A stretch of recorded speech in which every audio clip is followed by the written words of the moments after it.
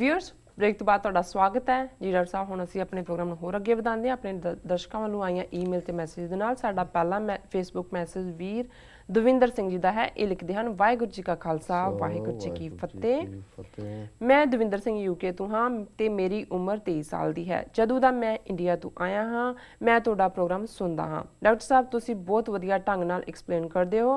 जदों मैं India which सी तां मैनूं कोई बहुती नॉलेज नहीं सी। साडे अपने माता पिता की गलती है जो नहीं दसदे सन, पर वो भी की करन, वो अनपढ़ हन, उन्हां दा कसूर नहीं। ये SGPC वर्गियां संस्थावां की जिम्मेवारी बनती है, पर उन्हां नूं तां ਜ਼ਮੀਨਾਂ ਦੇ ਕਬਜ਼ਿਆਂ ਤੋਂ ਟਾਈਮ ਨਹੀਂ ਮਿਲਦਾ। SGPC ਦੀਆਂ ਵੋਟਾਂ ਬਾਰੇ ਵੀ ਦੱਸੋ ਕਿ ਸਿੱਖ ਇਹਨਾਂ ਮਸੰਦਾਂ ਤੋਂ ਕਿਵੇਂ ਬਚ ਸਕਦੇ ਆ ਜੀ ਡਾਕਟਰ ਸਾਹਿਬ।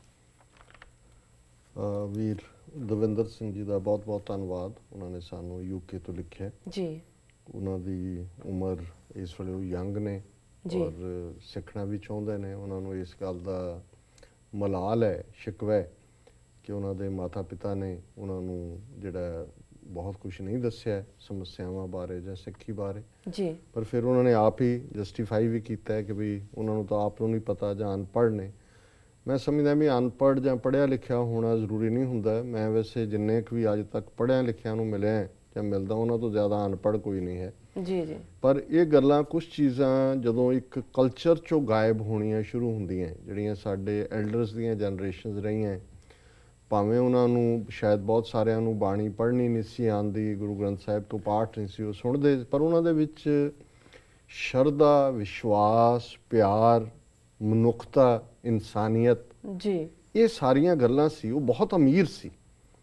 ਅੱਜ ਅਸੀਂ ਜਿਹੜੇ ਆਪਣੇ ਆਪ ਨੂੰ ਪੜ੍ਹੇ ਲਿਖੇ ਕਹਿਣ ਵਾਲੇ ਹਾਂ, ਅਸੀਂ ਸਿਰੇ ਦੇ ਖੁਦਗਰਜ਼, ਸਿਰੇ ਦੇ ਦੂਰ ਸਿੱਖੀ ਤੋਂ ਗੱਲਾਂ ਜ਼ਬਾਨੀ ਕਲਾਮੀ ਅਸੀਂ ਕਰਦੇ ਹਾਂ। ਅੰਦਰ ਸਾਡੇ ਨਾ ਸਿਦਕ ਹੈ ਨਾ ਫੇਥ ਹੈ ਜੀ, ਔਰ ਇੱਕ ਦੂਜੇ ਨੂੰ ਠਿੱਬੀ ਲਾਉਣ ਦੀ ਚਾਹਨਾ, ਇੱਕ ਦੂਜੇ ਤੋਂ ਅੱਗੇ ਵਧਣ ਦੀ ਜਿਹੜਾ ਪੈਸੇ ਦੇ ਪੱਖੋਂ ਦੂਜੇ ਪੱਖੋਂ ਠੀਕ ਢੰਗ ਨਾਲ ਨਹੀਂ, ਕੰਪੀਟੀਸ਼ਨ ਦੇ ਵਿੱਚ ਅੱਗੇ ਆਉਣਾ, ਉਹਦੇ 'ਚ ਕੋਈ ਰੁਕਾਵਟ ਨਹੀਂ ਹੁੰਦੀ ਜੀ। ਦੋ ਸ਼ਬਦ ਨੇ ਸੰਸਕ੍ਰਿਤ ਜ਼ਬਾਨ ਦੇ, ਪੰਜਾਬੀ 'ਚ ਉਹਦੇ ਸ਼ਾਇਦ ਪੈਰਲਲ ਮੈਨੂੰ ਨਹੀਂ ਕੋਈ ਨਜ਼ਰ ਆਇਆ। ਇੱਕ ਸ਼ਬਦ ਸਪਰਧਾ ਇੱਕ ਉਹਨਾਂ ਦਾ ਸ਼ਬਦ ਹੁੰਦਾ ਜਿਹੜਾ ਰਾਈਟ ਕੰਪੀਟੀਸ਼ਨ ਹੁੰਦਾ, ਜਿਹਨੂੰ ਅਸੀਂ ਕਹਿੰਦੇ ਹਾਂ ਜੀ ਉਤਸ਼ਾਹ ਨਾਲ ਦੇਖ, ਜਿਵੇਂ ਗੁਰਬਾਣੀ ਦੇ ਵਿੱਚ ਅਧਿਆਤਮ 'ਚ ਯੂਜ਼ ਹੁੰਦਾ ਵੀ ਜਿਹੜੀਆਂ ਰੂਹਾਂ ਨਿਰੰਕਾਰ ਨਾਲ ਮਿਲੀਆਂ ਹੋਈਆਂ ਨੇ ਉਹਨਾਂ ਨੂੰ ਦੇਖ ਕੇ ਤੇ ਨਹੀਂ ਦੇਖ ਮਨ ਚਾਓ ਉਠੰਦਾ, ਜਿਹੜੀਆਂ ਨਹੀਂ ਰੂਹਾਂ ਮਿਲੀਆਂ ਹੋਈਆਂ ਉਹਨਾਂ ਦੇ ਮਨ 'ਚ ਚਾਅ ਹੋਏ ਕਿ ਵੀ ਕਿਵੇਂ ਮੈਂ ਉਹਨਾਂ ਨੂੰ ਮਿਲ ਸਕਦਾ। ਜਾਂ ਅਧਿਆਤਮ 'ਚ ਨਾਮਦੇਵ ਕਪੀਰ ਤੇ ਲੋਚਨ ਤਿੰਨ ਕੋ ਕਿਰਪਾ ਭਈ ਹੈ ਅਪਾਰ, ਦਰਸ਼ਨ ਦੀਜੇ ਖੋਲ ਕਵਾੜ ਜੀ, ਕਿ ਵੀ ਦੇਖੋ ਇਹ ਅਕਾਲ ਪੁਰਖ ਸੀ,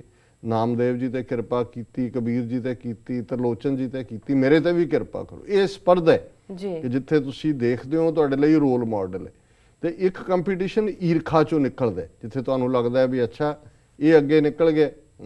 ਸੋ ਇਹ ਸਾਰੇ ਪੁਰਾਣੀ ਜਨਰੇਸ਼ਨ ਦੇ ਵੱਡੇ ਹਿੱਸੇ ਦੇ ਵਿੱਚ ਬਹੁਤ ਅਮੀਰ ਗੁਣ ਸੀ। ਔਰ ਮੈਂ ਸਮਝਦਾ ਵੀ ਧਰਮ ਜਾਂ ਸਿੱਖੀ ਇਸ ਕਿਸਮ ਦੀ ਪ੍ਰੈਕਟੀਕਲ ਲਾਈਫ ਦੀ ਗੱਲ ਹੈ।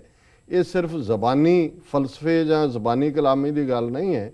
ਇਸੇ ਲਈ ਗੁਰੂ ਨਾਨਕ ਸਾਹਿਬ ਨੇ ਫਰਮਾਇਆ ਸੱਚੋਂ ਉਰੈ ਸਭ ਕੋ ਉੱਪਰ ਸੱਚ ਆਚਾਰ ਜੀ, ਕਿ ਬੇਸ਼ੱਕ ਸੱਚ ਬਹੁਤ ਵੱਡਾ ਹੈ, ਪਰ ਜੇ ਟਰੂਥ ਜਾਂ ਸੱਚ ਤੁਹਾਡੀ ਜ਼ਿੰਦਗੀ 'ਚ ਨਹੀਂ ਹੈ, ਰੋਜ਼ਮਰਾ ਦੀ ਜ਼ਿੰਦਗੀ 'ਚ ਤੁਸੀਂ ਸੱਚ ਨੂੰ ਅਪਲਾਈ ਨਹੀਂ ਕੀਤਾ, ਤੁਸੀਂ ਸੱਚ ਤੋਂ ਦੂਰ ਦੌੜ ਗਏ, ਸੰਸਾਰ ਤੋਂ ਦੌੜ ਗਏ, ਫਕੀਰ ਹੋ ਗਏ, ਸਾਧੂ ਹੋ ਗਏ, ਮਲੰਗ ਬਣ ਗਏ, ਜੋਗੀ ਬਣ ਗਏ, ਫਿਰ ਤਾਂ ਤੁਹਾਡਾ ਅੰਦਰ ਦਾ ਟੈਸਟ ਹੀ ਨਹੀਂ ਹੋਇਆ। ਗੱਲ ਤਾਂ ਇਹ ਹੈ ਵੀ ਜਦੋਂ ਤੁਸੀਂ ਗ੍ਰਸਤ ਦੇ ਵਿੱਚੋਂ ਤੁਹਾਡੇ ਕੋਲ ਬੱਚਿਆਂ ਦੀਆਂ ਫੀਸਾਂ ਦੇਣ ਦੇ ਪੈਸੇ ਨਹੀਂ ਨੇ, ਘਰ ਦਾ ਕਿਰਾਇਆ ਦੇਣ ਲਈ ਨਹੀਂ ਹੈ ਹਾਲਾਤ, ਔਰ ਤੁਹਾਡੇ ਸਾਹਮਣੇ ਕੋਈ ਆ ਕੇ ਆਫਰ ਕਰਦਾ, ਤੁਹਾਡੇ ਤੋਂ ਕੋਈ ਨਜਾਇਜ਼ ਕੰਮ ਕਰਵਾਉਣਾ ਚਾਹੁੰਦਾ, ਤੁਹਾਨੂੰ ਕਹਿੰਦਾ ਜੀ ਆਹ ਲਓ, ਉਦੋਂ ਤੁਸੀਂ ਸੱਚ ਦੇ ਉੱਤੇ ਖਲੋਂਦੇ ਹੋ ਕਿ ਨਹੀਂ? ਟੈਸਟ ਇਹ ਹੈ।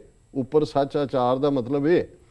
ਸੋ ਮੈਂ ਸਮਝਦਾ ਵੀ ਗੱਲ ਇਹ ਨਹੀਂ ਹੈ ਕਿ ਵੀ ਉਹ ਅਨਪੜ੍ਹ ਸਨ। ਬਹੁਤ ਵਾਰ ਇਹ ਸਮੇਂ ਦੇ ਉਹਦੇ 'ਚ ਕੋਈ ਸ਼ੱਕ ਨਹੀਂ ਹੈ ਵੀ SGPC ਦਾ ਹੀ ਉਹਨਾਂ ਨੇ ਅਲਟੀਮੇਟਲੀ ਭਾਂਡਾ ਭੰਨਿਆ, ਔਰ ਰਾਈਟਲੀ ਸੋ।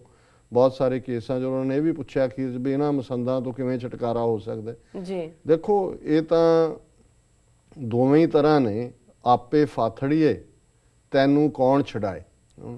ਹੁਣ ਕਈ ਚੀਜ਼ਾਂ ਜਿਹੜੀਆਂ ਨੇ ਜਿਹਦੇ 'ਚ ਅਸੀਂ ਆਪ ਹੀ ਜਾ ਕੇ ਸਿਰ ਦਿੱਤਾ ਹੁੰਦਾ ਹੈ। ਜਿਵੇਂ ਅਸੀਂ ਕੱਲ੍ਹ ਹੀ ਗੱਲ ਕੀਤੀ ਸੀ ਕਿ ਤੇਜਾ ਸਿੰਘ ਸਮੁੰਦਰੀ ਵਰਗੇ ਜਿਹੜੇ ਦੂਰ ਦੀ ਸੋਚਣ ਵਾਲੇ ਅਕਾਲੀ ਸੀ, ਜੇਲ੍ਹਾਂ 'ਚ ਬੈਠੇ ਸੀ ਜੀ। ਗੁਰਦੁਆਰਾ ਐਕਟ ਦਾ ਖਰੜਾ ਆਇਆ, ਉਹਨਾਂ ਨੇ ਕਿਹਾ ਕਿ ਜੀ ਆਪਣਿਆਂ ਨੂੰ ਵੀ ਕਿਹਾ ਵੀ ਆਹ ਤੁਸੀਂ ਕੀ ਮੰਨਣ ਲੱਗੇ ਹੋ, ਵੀ ਸਾਡੀ ਸਟਰਗਲ ਤਾਂ ਅਸੀਂ ਮਹੰਤਾਂ ਤੋਂ ਗੁਰਦੁਆਰੇ ਲੈਣੇ ਨੇ, ਔਰ ਅੰਗਰੇਜ਼ਾਂ ਦੇ ਖਿਲਾਫ ਅਸੀਂ ਇਸ ਲਈ ਆ ਵੀ ਅੰਗਰੇਜ਼ ਅਸਿੱਧੇ ਤੌਰ ਤੇ ਮਹੰਤਾਂ ਦੀ ਮਦਦ ਕਰਦੇ ਨੇ, ਤੇ ਹੁਣ ਅਸੀਂ ਕਾਨੂੰਨ ਉਹ ਮੰਨਣ ਲੱਗੇ ਆ ਜਿਹਦੇ ਥੱਲੇ ਸਾਡੇ ਗੁਰਦੁਆਰਿਆਂ ਦੀਆਂ ਚੋਣਾਂ ਸਰਕਾਰ ਕਰਵਾਇਆ ਕਰੇਗੀ, ਡਿਸਾਈਡ ਉਹ ਕਰੇਗੀ ਕਦੋਂ ਹੋਣੀਆਂ। ਵੀ ਅਸੀਂ ਤਾਂ ਸਿੱਧੇ ਗੁਰਦੁਆਰੇ ਸਰਕਾਰ ਦੇ ਕਬਜ਼ੇ 'ਚ ਦੇ ਰਹੇ। ਔਰ ਮੈਂ ਸਮਝਦਾ ਵੀ ਉਹ ਜਿਹੜੀ ਕੀਤੀ ਹੋਈ ਗਲਤੀ ਹੈ, ਜਿਹਨੂੰ ਅਸੀਂ ਵੱਡੀ ਪ੍ਰਾਪਤੀ ਵੀ ਕਹਿੰਦੇ, ਹੁਣ ਆ ਜਦੋਂ ਹਰਿਆਣਾ ਕਮੇਟੀ ਬਣੀ ਹੈ ਕਿਵੇਂ ਚੀਕਾਂ ਮਾਰ ਰਹੇ ਨੇ ਬਾਦਲ ਮੱਕੜ ਇਹ ਉਹ ਜੀ, ਭਾਰੀ ਕੁਰਬਾਨੀਆਂ ਦੇ ਨਾਲ ਅਸੀਂ ਸ਼੍ਰੋਮਣੀ ਕਮੇਟੀ ਬਣਾਈ ਸੀ, ਅਸੀਂ ਇਹ ਕੀਤਾ ਸੀ। ਉਹਨੂੰ ਕਹੋ ਜੀ ਤੂੰ ਕੀ ਕੁਰਬਾਨੀ ਕੀਤੀ ਸੀ? ਖਾ ਰਹੇ ਹੋ, ਲੁੱਟ ਰਹੇ ਹੋ ਤੁਸੀਂ।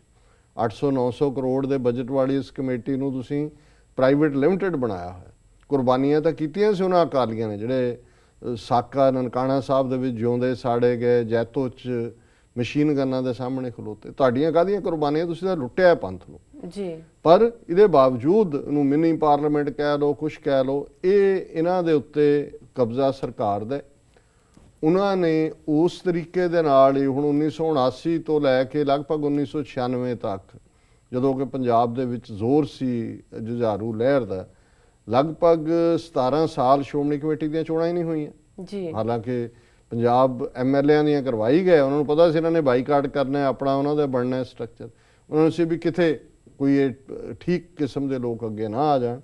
ਸੋ ਮੈਂ ਸਮਝਦਾ ਵੀ ਚਲੋ ਚੰਗੀ ਗੱਲ ਹੈ, ਵੀਰ ਦਵਿੰਦਰ ਸਿੰਘ ਜਿਹੜੇ ਨੇ ਉਹ ਗਿਆਨ ਦੀ ਚਾਹਨਾ ਰੱਖਦੇ ਨੇ, ਇਸ ਦੇ ਲਈ ਉਹ ਸਿੱਖਦੇ ਵੀ ਨੇ, ਔਰ ਅੱਗੋਂ ਤੁਸੀਂ ਆਪਣੇ ਭਰਾਵਾਂ ਭੈਣਾਂ ਨੂੰ, ਆਪਣੇ ਬੱਚੇ ਬੱਚੀਆਂ ਨੂੰ ਇਸ ਪਾਸੇ ਤੋਰੋ, ਉਹਨਾਂ ਨੂੰ ਹਕੀਕਤ ਦੱਸੋ।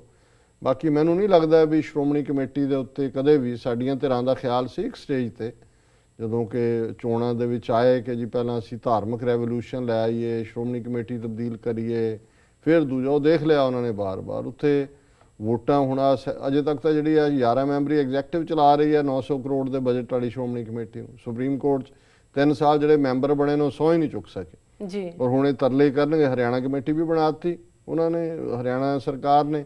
ਹੁਣ ਇਹ ਤਰਲੇ ਕਰਨਗੇ ਸੈਂਟਰ ਤੋਂ ਜੀ ਕਿ ਜੀ, ਕਿਉਂਕਿ ਸਹਿਜਧਾਰੀਆਂ ਦੇ ਮੁੱਦੇ 'ਚ ਵੀ ਮੈਨੂੰ ਲੱਗਦਾ ਹੈ ਕਿ ਸੁਪਰੀਮ ਕੋਰਟ ਦਾ ਫੈਸਲਾ ਅਗੇਂਸਟ ਜਾਏਗਾ ਅਕਾਲੀਆਂ ਦੇ, ਜਾਂ ਉਹਨਾਂ ਨੂੰ ਵੋਟ ਦਾ ਹੱਕ ਦੇਣਗੇ ਵੀ ਆਰਐਸਐਸ ਵਾਲੇ ਵੀ ਵੋਟਾਂ ਪਾਣ ਜੀ। ਉਹ ਫਿਰ ਜਾਂ ਉਹਨੂੰ ਨਲ ਐਂਡ ਵੋਇਡ ਕਰਾਉਣ ਦੇ ਲਈ ਫਿਰ ਇੱਕ ਹੋਰ ਆਰਡੀਨੈਂਸ ਜਾਰੀ ਕਰਾਉਣਗੇ ਬੀਜੇਪੀ ਸਰ, ਜਿਹੜਾ ਮੈਨੂੰ ਨਹੀਂ ਲੱਗਦਾ ਉਹ ਇੰਨਾ ਸੌਖਾ ਹੋਏਗਾ ਜਿਵੇਂ ਕਿ ਪਹਿਲੀ ਵਾਰੀ ਹੋ ਗਿਆ ਸੀ। ਸੋ ਕੁੱਲ ਮਿਲਾ ਕੇ ਇੱਥੇ ਉਹਨਾਂ ਨੇ ਹੁਣ ਜਿਵੇਂ ਸਿੱਖਾਂ ਦੇ ਨਾਲ ਡਿਵਾਈਡ ਕਰਕੇ ਖੜੇ ਕਰ ਦਿੱਤੇ ਨੇ। ਇਹ ਦਿੱਲੀ ਦੇ ਸਿੱਖ ਪਹਿਲਾਂ ਹੀ ਦਿੱਲੀ ਕਮੇਟੀ, ਹੁਣ ਤਾਂ ਚਲੋ ਇਹਨਾਂ ਦੀ ਆਪਣੀ ਬਣ ਗਈ, ਜਿਵੇਂ ਸਰਨੇ ਦੇ ਵੇੜੇ ਖਿਲਾਫ ਰਿਹਾ, ਹੁਣ ਹਰਿਆਣੇ ਵਾਲੇ ਇਧਰੇ ਖਿਲਾਫ ਬੋਲਣਗੇ, ਪੰਜਾਬ ਦੇ ਹਜ਼ੂਰ ਸਾਹਿਬ ਪਟਨਾ ਸਾਹਿਬ ਵਾਲੇ ਪਹਿਲਾਂ ਹੀ ਜਿਹੜੀ ਆਰਐਸਐਸ ਦੀ ਬੋਲੀ ਬੋਲਦੇ ਨੇ। ਸੋ ਕੁੱਲ ਮਿਲਾ ਕੇ ਉਹਨਾਂ ਨੇ ਸਾਨੂੰ ਬੜੀ ਬੁਰੀ ਤਰ੍ਹਾਂ ਡਿਵਾਈਡ ਕਰ ਦਿੱਤਾ ਔਰ ਇਹ ਗੁਰਦੁਆਰਿਆਂ ਦੀਆਂ ਗੋਲਕਾਂ ਇੱਕ ਝਗੜੇ ਦਾ ਥਾਂ ਬਣਾ ਦਿੱਤਾ ਔਰ ਇੱਕ ਦੂਜੇ ਦੇ ਜਿਹੜੇ ਹੈ ਉਹ ਖਿਲਾਫ ਬਿਆਨਬਾਜ਼ੀ ਦੇ ਪਲੇਟਫਾਰਮ ਖੜੇ ਕਰ ਦਿੱਤੇ ਨੇ। ਸੋ ਕੁੱਲ ਮਿਲਾ ਕੇ ਮੈਂ ਸਮਝਦਾ ਵੀ ਇਹ ਹੁਣ ਇੰਡੀਵਿਜੂਅਲ ਲੈਵਲ ਤੇ ਸਾਡੇ ਤੇ ਡਿਪੈਂਡ ਕਰਦਾ ਹੈ ਵੀ ਅਸੀਂ ਕਿਵੇਂ ਆਪਣੇ ਬੱਚਿਆਂ ਨੂੰ ਐਜੂਕੇਟ ਕਰਦੇ ਹਾਂ, ਆਪਣੇ ਪਰਿਵਾਰਾਂ ਨੂੰ ਐਜੂਕੇਟ ਕਰਦੇ ਹਾਂ, ਔਰ ਜਦੋਂ ਕਿਤੇ ਯੋਗ ਸਮਾਂ ਬਣਦਾ ਉਹਦੇ 'ਚ ਫਿਰ ਅਸੀਂ ਕੋਈ ਤਬਦੀਲੀ ਲਈ ਰਾਹ ਚੁਣਦੇ, ਪਰ otherwise not much hop at this stage। ਜੀ ਡਾਕਟਰ ਸਾਹਿਬ, ਇਸ ਨਾਲ ਲੈਣੇ ਬ੍ਰੇਕ। ਵਿਊਅਰਸ, ਵਿਚਾਰਾਂ ਦਾ ਸਿਲਸਿਲਾ ਇਸ ਤਰ੍ਹਾਂ ਚੱਲਦਾ ਰਹੇਗਾ। ਮਿਲਦੇ ਹਾਂ ਕਮਰਸ਼ੀਅਲ ਬ੍ਰੇਕ ਤੋਂ ਬਾਅਦ।